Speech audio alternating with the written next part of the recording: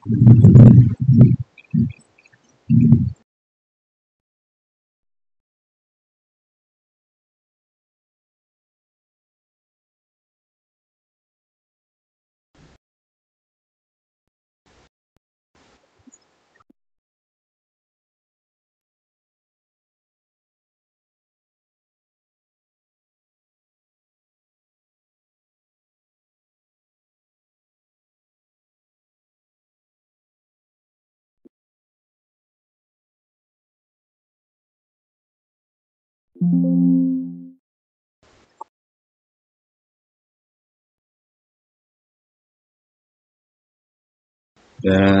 selamat berjumpa kembali di pertemuan hari ini.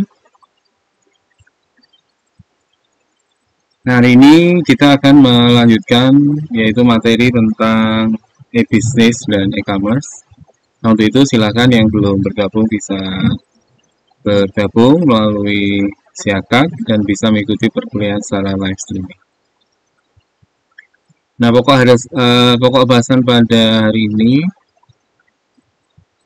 yaitu mengenai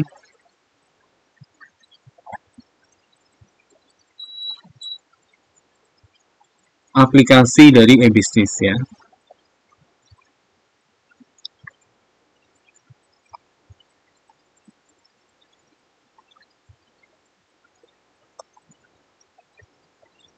Nah, aplikasi e-business ini adalah aplikasi yang menunjang dijalankannya sebuah bisnis secara elektronik.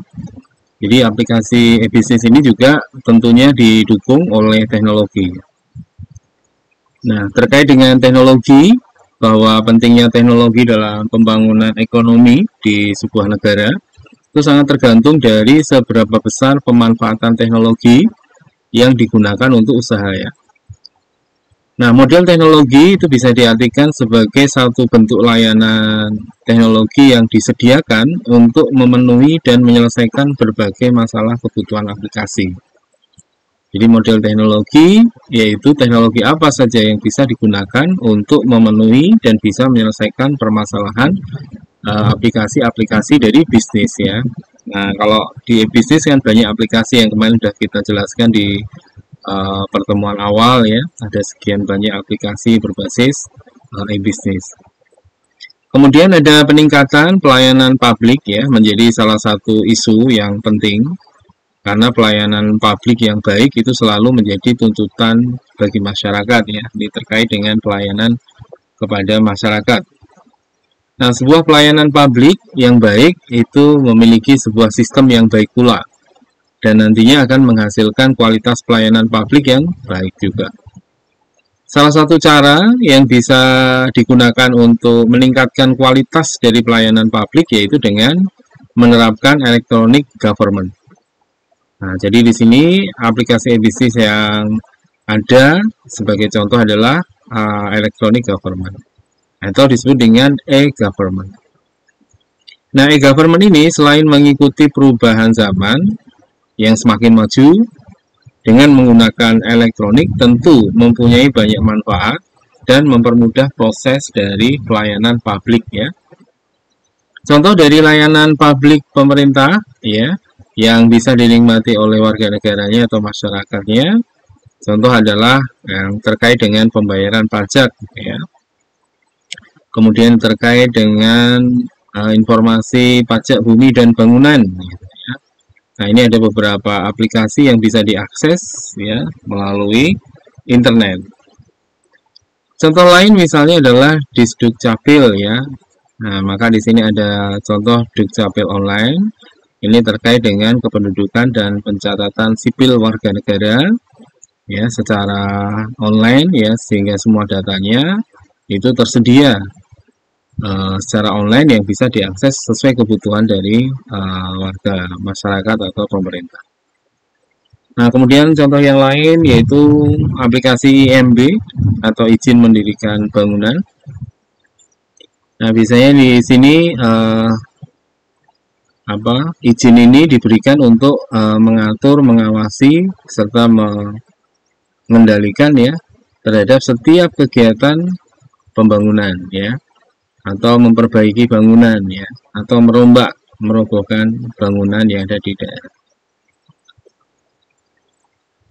Nah, sehingga layanan-layanan dari e-government ini sering disebut juga dengan pemerintahan digital ya.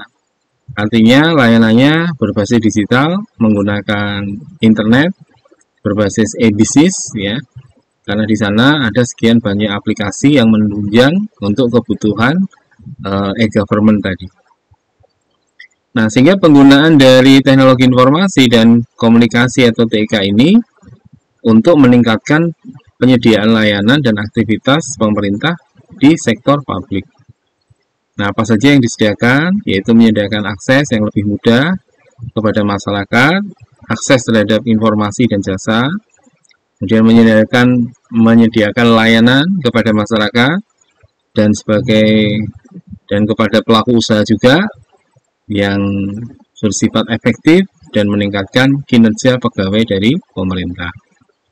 Nah, maka nanti akan dikenal istilah yaitu G2C dan G2B ya. G2C itu artinya government to consumer atau government to consumer ya. Nah, kemudian yang G2B itu adalah government to business. Nah, government to consumer atau kewarganegaranya ya, ini sebuah layanan yang diberikan kepada warga negaranya yang bertujuan untuk mengurangi waktu berinteraksi dengan pemerintah ya melalui layanan online. Kemudian menyediakan satu titik akses layanan pemerintah untuk masyarakat. Satu titik akses bisa mendapatkan sekian sekaligus layanan yang dibutuhkan. Kemudian meningkatkan penilaian pelayanan pemerintah terhadap masyarakat. Ya, dengan adanya layanan melalui online dan layanan tersebut memberikan kemudahan dan efisiensi ya bagi masyarakat ya ketika mengurus sesuatu. Nah, ini bisa dinilai ya bahwa layanan ini cepat ya, efisien dan handal.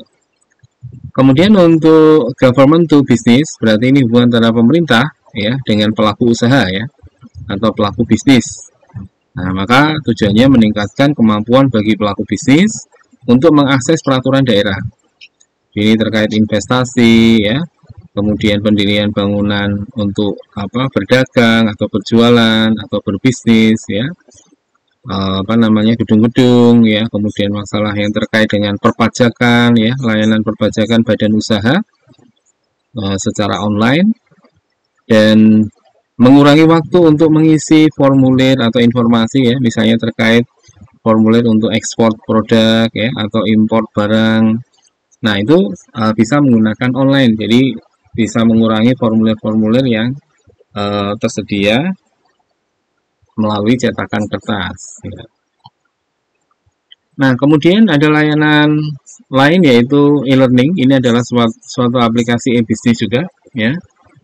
E-learning ini adalah penggunaan materi dan metode pendidikan secara online menggunakan teknologi informasi untuk memperoleh pengetahuan kapan saja dan di berbagai lokasi yang berbeda.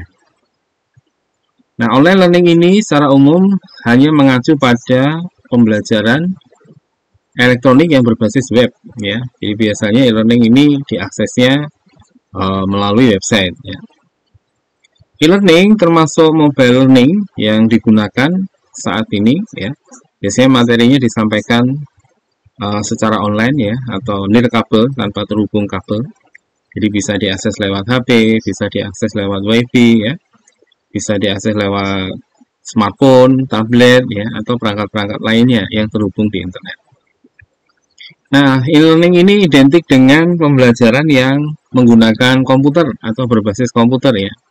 Karena memang kontennya atau pembelajarannya itu hanya bisa diakses oleh perangkat-perangkat online ya, seperti komputer.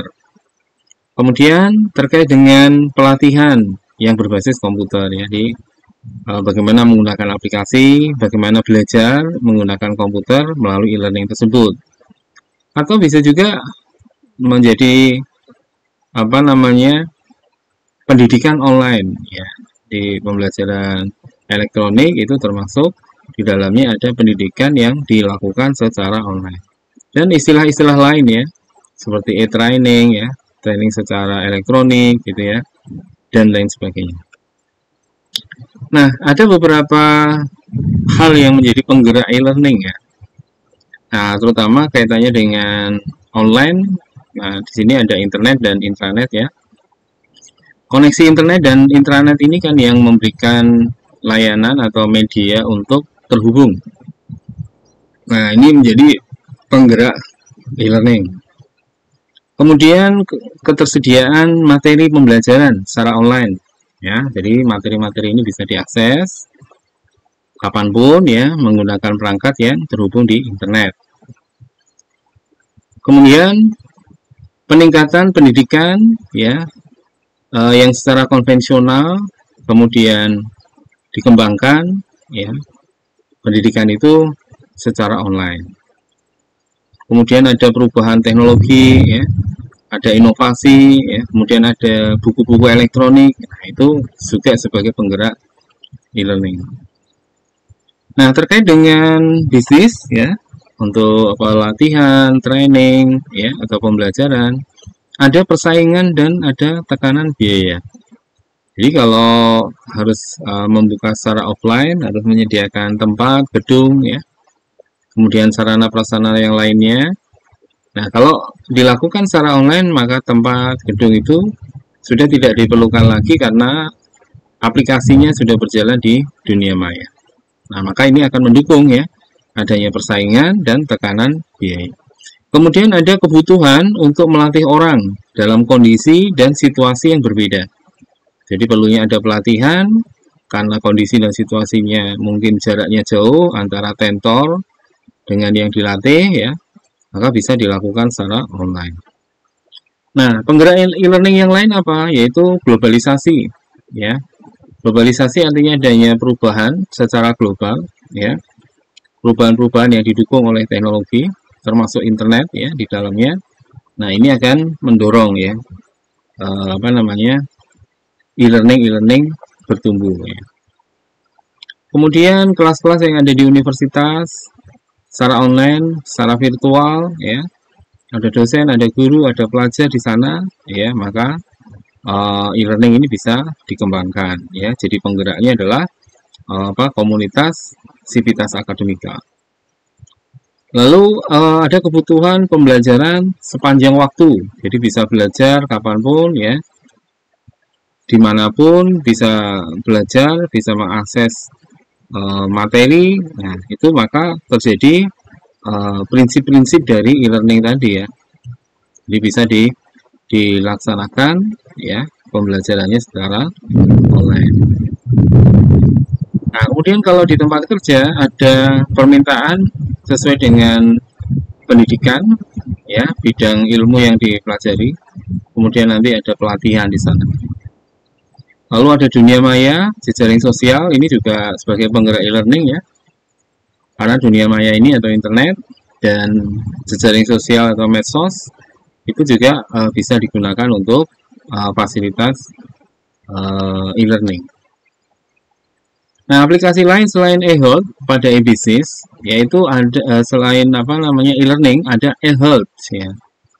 eHealth ini adalah pemindahan satu sumber daya kesehatan dan perawatan kesehatan melalui sarana elektronik. Jadi artinya layanan kesehatan itu dipindahkan atau digantikan gitu ya, menggunakan sarana elektronik, yaitu bisa menggunakan internet, bisa menggunakan robot, bisa menggunakan IoT ya. Nah, di mana di eHealth ini ada 3 bidang utama ya yang difokuskan untuk layanan kesehatan berbasis elektronik. Yang pertama adalah pengiriman informasi kesehatan bagi profesional kesehatan dan pasien melalui internet. Nah, jadi data-data pasien ya, sejarah sakitnya pasien, kemudian sejarah terapinya, ya obat yang pernah diberikan gitu ya. Nah, ini diperlukan untuk apa? Untuk diagnosa ya. Apabila berpindah tempat untuk periksa ya, rumah sakit ya, atau fasilitas kesehatan. Nah, mereka yang menerima ya rujukan itu bisa mendapatkan informasi yang terkait dengan data-data kesehatan dari pasien. Yang kedua adalah bidang yang menggunakan kekuatan IT dan e-bisnis untuk meningkatkan layanan kesehatan masyarakat ya. Jadi layanan kesehatan kepada masyarakat.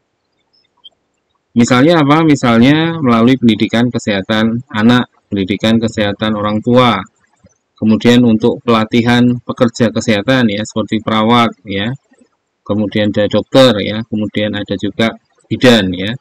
Nah, jadi dengan menggunakan e-health ini ya, semua yang terkait dengan kesehatan ya didekati dengan teknologi ya, sehingga aplikasi untuk kesehatan ini bisa digunakan.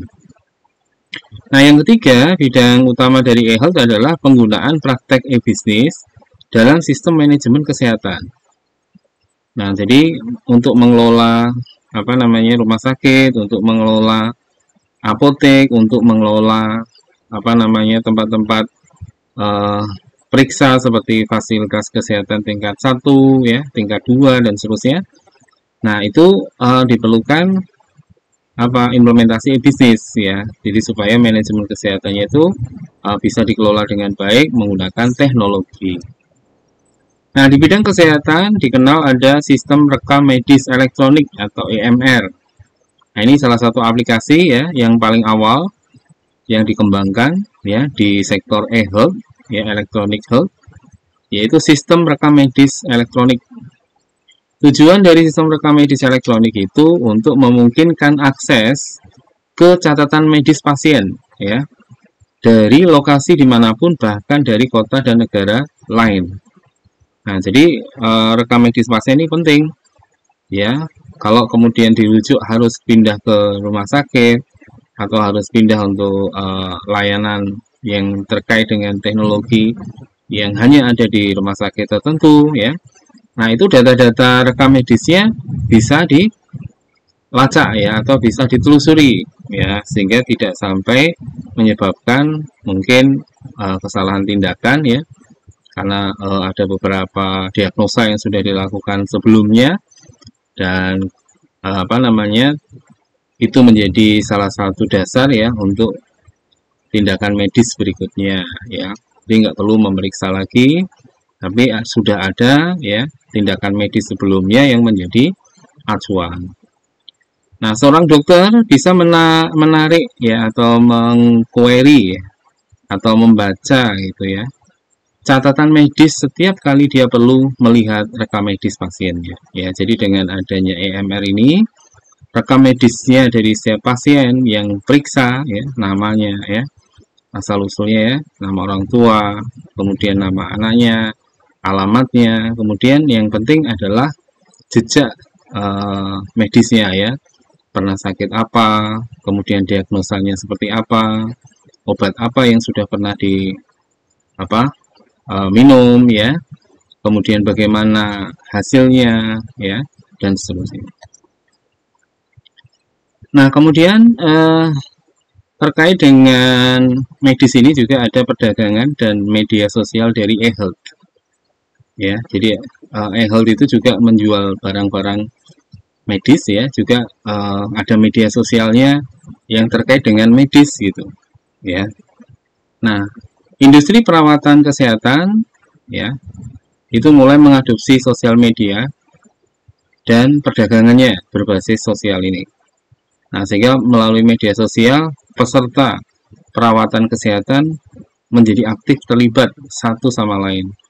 Nah, jadi ada satu web ya, aplikasi web yang di situ berisi layanan medis ya, tetapi layanan itu bisa diakses oleh pasien-pasiennya ya, atau calon pasiennya secara umum ya. Jadi bisa tahu bagaimana kondisi ya pasien lain yang pernah diperiksa, lalu bisa menjadi rujukan gitu ya.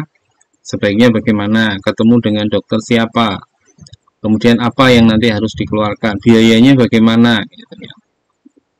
Nah, sehingga pasien-pasien ini nanti bisa melaporkan pengalaman mereka berobat ya, maka orang lain bisa belajar.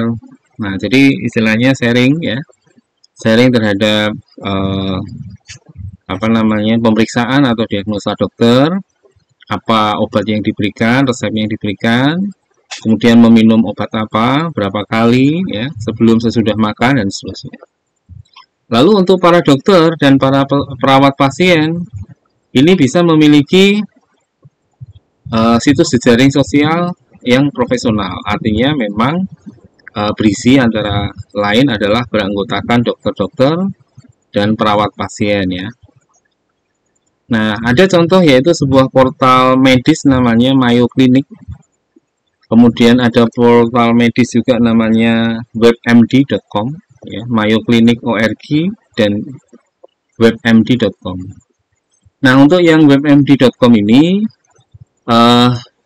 di websitenya menyebarluaskan informasi tentang topik-topik yang terkait dengan kesehatan. Kemudian mengundang masyarakat umum untuk berkomentar.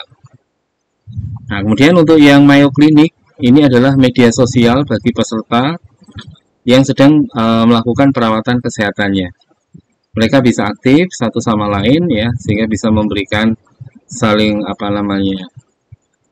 masukan, ya, atau informasi yang bisa disebarluaskan, ya, kepada semua anggota di media sosial tersebut. Banyak juga penyedia jasa kesehatan yang hadir, ya, di media sosial seperti di Facebook, di LinkedIn, atau di jaring sosial lainnya, ya. Jadi layanan kesehatan itu juga sekarang informasinya bisa diakses lewat media-media sosial yang sudah banyak digunakan oleh warga masyarakat. Kemudian ada juga yang menggunakan blog, ya. Ada sejumlah nara blog, ya, jumlah besar nara blog ini yang menulis opini, yang menulis artikel, ya. Mereka memberikan penilaian atau opini mereka mengenai permasalahan yang terkait dengan, misalnya kalau medis, ya, terkait dengan hukum, politik, ya, keuangan, dan topik-topik terkait lainnya. Jadi artinya media sosial, kemudian blogger, ya, itu juga bisa memiliki website yang berisi permasalahan-permasalahan terkait dengan medis dan lain sebagainya. Nah, ini adalah websitenya Mayo Clinic org. Nah, di situ ada beberapa layanan, ya. Kemudian bisa dimanfaatkan, ya. Bahkan ada media sosialnya, ada Twitter, ada Facebook, ada Pinterest, ya, ada YouTube. Nah, ini jadi bisa dilihat, ya, apa saja yang pernah dilakukan oleh pasiennya di sini misalnya, ya, atau dokter, ya, layanan dari perawat, ya, bisa dilihat di sana. Kemudian menu-menunya ada request appointment, ya, ini request untuk ketemu, ya, find a doctor, ya, mencari dokter, ya, yang sesuai. Kemudian patient and visitor guide, ya, ini guide atau panduan untuk pengunjung dan pasien. Kemudian kontak us, ini untuk bisa terhubung dengan ini, ya, Mayo Clinic. Kemudian terkait juga misalnya waktu COVID, ya. Nah, ini ada layanan COVID-19 vaksin dan informasi terkait dengan COVID tersebut. Nah, untuk yang WebMD, nah ini, ya, ini alamatnya webmd.com. Nah, di sana tersedia banyak sekali layanan kesehatan dari A sampai Z, ya. Kemudian tentang obat-obatan dan suplemen. Kemudian bagaimana hidup sehat, ya. Kemudian terkait dengan keluarga, family, and pregnancy, ya. Ini kalau seorang ibu pregnant, ya, sedang hamil. Nah, ini sini ada informasi terkait dengan layanan ibu-ibu hamil. Kemudian news and expert, ya, ini terkait dengan berita dan ahli-ahli yang ada di web MD ini, ya. Nah, contohnya di bawah ini ada video-video tips, ya. Tip untuk bagaimana berhubungan, ya, relationship dengan orang lain pada saat COVID misalnya, ya. Kemudian bagaimana COVID-19 itu bisa merubah pasiennya untuk lebih caring pada dirinya, ya, lebih perhatian supaya tidak terjangkit, gitu, ya. Atau yang sudah terjangkit, mereka para pasiennya melakukan perawatan khusus, ya, supaya bisa terlepas dari COVID-19. Nah, kemudian ada kaitannya dengan diet, ya, yang berdampak pada COVID-19 ini. Alamatnya di sini, ini websitenya, directionnya juga bisa dituju ya. Nah, berikutnya adalah terkait dengan e-bisnis pada apa namanya aplikasinya, ada perangkat medis dan pengawasan pasien. Nah, ada sejumlah besar peralatan medis di rumah sakit ya, terutama rumah sakit besar yang digunakan di industri kesehatan ya. Kalau rumah sakit besar itu kan pasti punya peralatan medis yang lengkap ya, sehingga ada beberapa rumah sakit kelas B, kelas C yang nggak ada perangkatnya atau peralatannya, bisa dirujuk ya ke sana. Kemudian ada teknologi medis lain, ada robot yang paling terkenal, yaitu ada robot yang bisa membantu pembedahan ya, jadi bisa membantu membedah. Kemudian sensor yang bisa memonitor tanda-tanda vital pasien, jadi pasiennya kondisinya gimana, jantungnya, degupnya, paru-parunya, oksigennya, ya, itu tanda-tanda vital, darahnya itu ya. Dan di mana lokasi pasien yang mengalami cacat, nah itu ya, itu juga bisa di apa namanya berikan layanan ya, kalau cacat nggak bisa berjalan ya, atau cacat karena yang lain.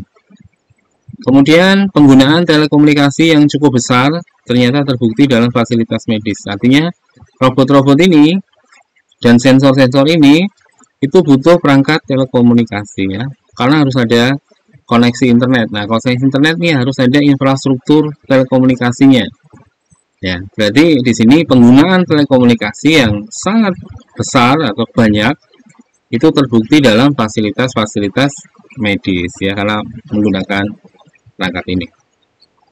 Nah, kemudian ada istilah telematik ya. Telematik ini adalah sebuah teknologi informasi telemedicine yang digunakan untuk mendiagnosis dan mengobati penyakit dari jarak jauh. Ini ya. Jadi menggunakan istilahnya perangkat telematik, misalnya di daerah pedesaan yang tidak memiliki dokter, nah nanti bisa menggunakan perangkat telematik ini untuk bisa melakukan pemeriksaan kepada pasien. Nah, terkait dengan telematik, ada yang disebut dengan area futuristik ya. Area futuristik ini adalah area yang terhubung dengan internet, dengan perangkat dan sensor-sensor yang digunakan di medis, akan digabungkan untuk sistem pengobatan medis yang baru. Ya, jadi saling terhubung perangkatnya melalui internet, kemudian area keterhubungan perangkat melalui internet dan sensor medisnya bisa digunakan untuk sistem pengobatan medis yang baru ya, seakan-akan ada dokter di situ memberikan layanan, perawat memberikan layanan gitu ya, di area futuristik ini. Nah, ada sebuah web namanya healthanalytics.com/u ya. Nah, ini di sini berisi tentang berita-berita kesehatan dan analisa dengan IT ya. Nah, di sini ada informasi terkait dengan populasi kesehatan ya. Kemudian presisi perangkat medis ya. Kualitas dan governance ya. Terkait dengan bagaimana kualitas layanan kesehatan dan governance-nya ya. Governance itu adalah manajemen baik gitu ya. Kemudian tools and strategi atau perangkat yang dipakai dan strateginya, bahkan sekarang sudah sampai pada fokus on AI ya. Jadi sudah fokus pada artificial intelligence ya, sehingga perangkat-perangkat IT yang dipakai untuk kesehatan itu ada AI-nya. Dan ada care coordination ya, koordinasi terhadap kebutuhan-kebutuhan pasien ya, termasuk juga para pekerja kesehatan. Nah, ini kita bisa websitenya kita akses, kemudian kita rubah dengan bahasa Indonesia ya. Nah, nanti di situ ada beberapa informasi yang terbaru terkait dengan kesehatan ya. Nah, misalnya perusahaan AI meluncurkan layanan perawatan jarak jauh untuk kondisi kronis. Nah, ini ya, hebat ya. Jadi bagaimana AI itu memberikan layanan untuk perawatan jarak jauh dan pasiennya dalam kondisi kronis. Kemudian peneliti mempelajari alat kecerdasan buatan untuk mendeteksi kanker kerongkongan. Nah, kemudian ada penelitian dari seorang peneliti, dia mempelajari tentang alat kecerdasan buatan untuk mendeteksi kanker kerongkongan. Kemudian WHO saatnya menghilangkan ageisme dalam kecerdasan buatan. Nah, ini terkait dengan artificial intelligence, bisa meningkatkan perawatan kesehatan untuk para manula, ya. Kemudian merangkum kebijakan-kebijakan dari dunia kesehatan, organisasi dunia kesehatan, ya. Kalau WHO itu World Health Organization, ya. Jadi terkait dengan kesehatan dunia. Nah, kemudian aplikasi lain ya dari e-bisnis ada perdagangan elektronik antar manusia. Ya, ada e-bisnis antara orang ke orang, ya, yang disebut e-commerce, ya, C2C atau consumer to consumer. Ini contoh transaksi elektronik yang dilakukan antara individu-individu. Nah, transaksi ini juga bisa mencakup layanan intermediari, ya, sebagai perantara. Contohnya jual produk sebagai perantara, dijual di ebay.com, dijual di situs jejaring sosial atau pasar yang mengorganisasi, mengelola, dan memfasilitasi transaksi lending, ya, P2P, yaitu konsumen langsung dengan konsumen. Nah, kegiatan P2P ini, ya, bisa mencakup periklanan individu. Artinya bagaimana individu-individu ini mengiklankan dirinya, ya, untuk kebutuhan tertentu, misalnya terkait dengan karir dan layanan pekerjaan, ya. Ini bisa di aplikasi linkedin.com, di karir.com, ya. Terus kebutuhan individu untuk meminjam uang, ya, peminjaman uang misalnya di lendingclub.com, kalau Indonesia di Indodana, ya, ID/paylater misalnya, ya. Kemudian layanan matchmaking pribadi, ya, ini untuk layanan perjodohan. Nah, ini ada alamatnya, yaitu www.match.com. Nah, ini contoh halaman atau aplikasi e-bisnis, yaitu LinkedIn, yang kita bisa mendaftar di sana dan kita bisa mendapatkan layanan untuk mengisi profil kita, ya. Mungkin yang belum bekerja bisa mencari pekerjaan melalui LinkedIn ini. Kemudian ada karir.com, ini juga sama, ya. Ini lebih dikhususkan pada lowongan kerja, ya. Jadi mencari pekerjaan yang diiklankan oleh perusahaan-perusahaan. Nah, ini ada lendingclub.com, ini contoh halaman web atau aplikasi untuk peminjaman di luar negeri, ya. Personal loans up to $40.000, ya. Jadi bisa pinjam uang paling besar $40.000, itu Anda kalikan, ya, dengan 15.000, berapa yang bisa dipinjamkan. Nah, ini yang di Indonesia, aplikasi e-bisnis juga, indodana.id/paylater, ya.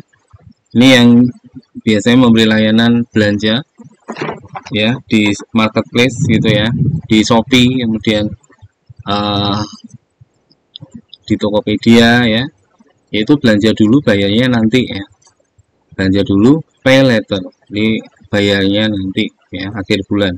Atau mau diangsur gitu, ya, berapa kali, 3 bulan atau 6 bulan atau 12 bulan, ya. Nah, ini biasanya memberikan layanan itu. Nah, jadi yang terakhir adalah Match. Ini contoh aplikasi untuk perjodohan, ya. Jadi dengan Match.com, ya, ini mungkin yang masih jomblo, ya, yang belum dapat jodoh, ya, itu bisa mencari jodohnya di sini. Tapi harus hati-hati, ya, karena mungkin juga ada beberapa yang menyalahgunakan, ya, sehingga bisa digunakan bukan untuk hanya sekedar pencarian jodoh. Nah, itu beberapa aplikasi dari e-commerce, e-business, ya. yang bisa dimanfaatkan untuk kebutuhan-kebutuhan sekarang ya, baik itu untuk individu ya, untuk karyawan ya, atau untuk kelompok tertentu, atau bahkan pebisnis bisa memanfaatkan aplikasi-aplikasi ini ya untuk menunjang ya kegiatan mereka. Baik, mungkin ada pertanyaan, silakan jika ada yang akan ditanyakan.